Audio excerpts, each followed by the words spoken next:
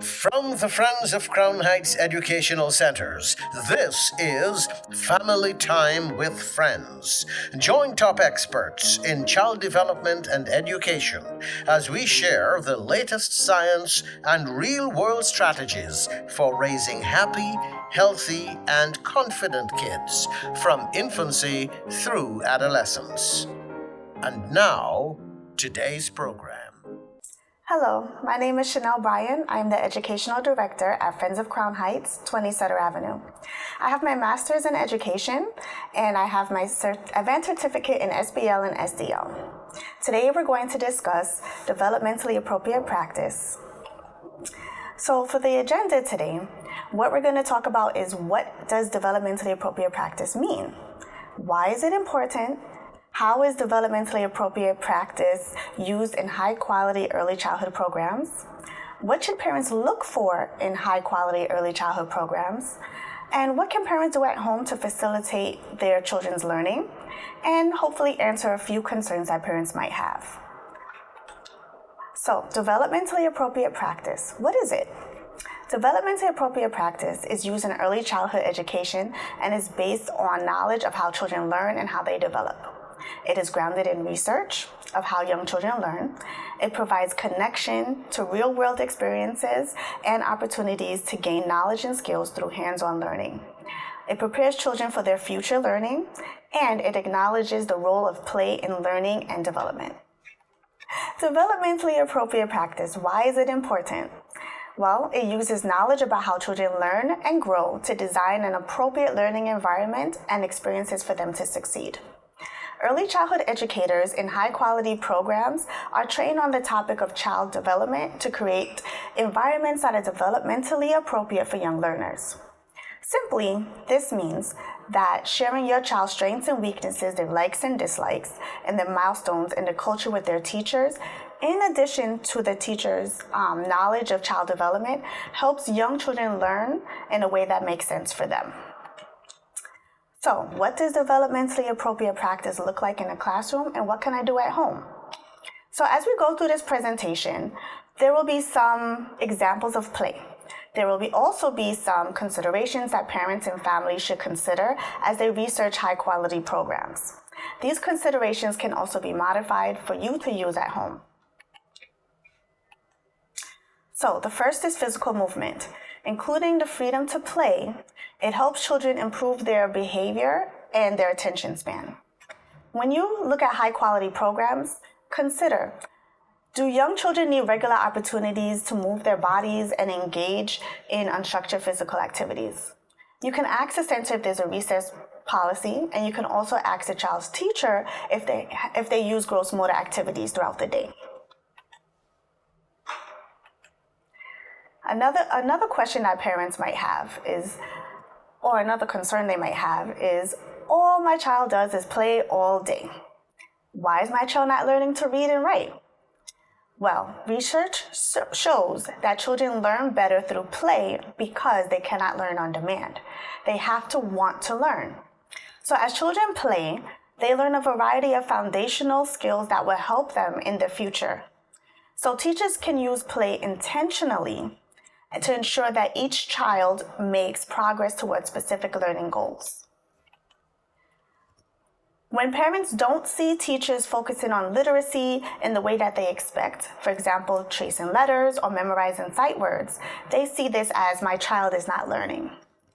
But parents are looking for skills in preschool children that usually come later in life. So before age 8, children learn differently than children after age 8. And that's usually through play. High-quality early education programs use curriculums that are research-based and aligned with early learning standards on the best way to teach young children in all capacities, such as children with special needs and gifted children. Another example is meaningful play experiences. This helps your child build background knowledge, imagination, rational thoughts, that enables academic skill development. So consider, a child playing in water table helps them understand math concepts like shapes and measurements, as well as science concepts like sink, float, and waves.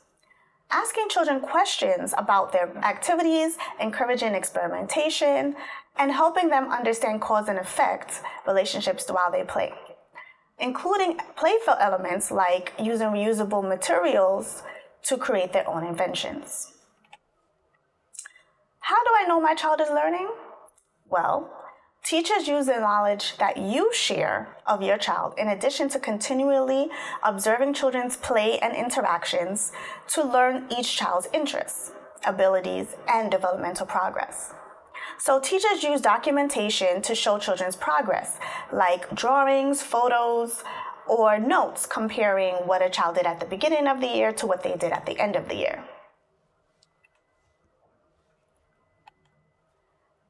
Parents know their child best. So you know their strengths and their weaknesses and what they like and don't like. But understand that children act differently in different settings. So, for example, in school, a child might feel shy. At home, they might be boisterous and loud because they're comfortable in that space, or they know the people there. So, open communications with teachers will help teachers plan and modify lessons for each child to fall in love with learning. Children's love of learning opens the door for them to grasp learning objectives and concepts easier. Play is the primary way your child uses language and math concepts and to learn. Consider, as children engage in imaginative play, that they construct stories that will later become the foundation for creative writing. Helping children recreate elements of familiar books during play demonstrates their understanding of characters, emotions, and empathy. Supporting children to make choices that interest them is a way to guide their math and literacy skills.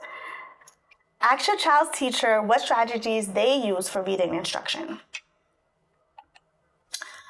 Why don't I see people that look like me and my child in the classroom? Well, teachers will ask families to visit the center, to read a book, or share artifacts from their culture. This open communication teaches children respect, tolerance, and diversity, so in the future they can be tolerant citizens in the world. Sharing your culture helps teachers learn the values, expectations, and factors that shape children's lives at home and in the communities. This information helps provide meaningful, relevant, and respectful learning experiences for each child and family. Family engagement is a huge part of a high-quality early education program. So a lot of high-quality programs provide lots of different various activities that families can engage in. So there's tons of research that shows that all factors that determine positive student outcomes from family engagement is at the top of the list. For example, the homeschool connection is a significant impact on improving students' grades, attendance, persistence, and motivation of learning and staying in school. This is true regardless of family's race or income. It can be small or big, but family engagement always positively impacts a student's success in school, from early education all the way up to college. Another example of play is dramatic play. This helps your child develop executive functioning and the ability to self-regulate. So consider, during dramatic play activities, take turns with your child, contributing ideas and imagine scenarios.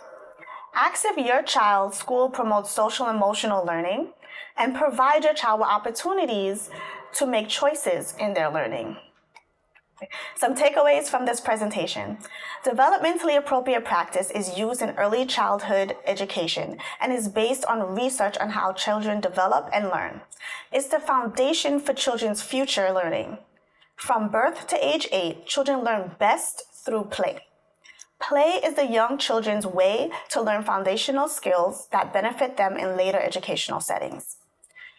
While playing, ask questions, engage and play with your children, and use conversations to intentionally use play as learning.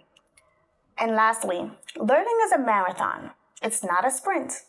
So open communication between families and teachers is one of the best ways to make sure that developmentally appropriate practice is used in early education programs. Thank you for listening to my presentation.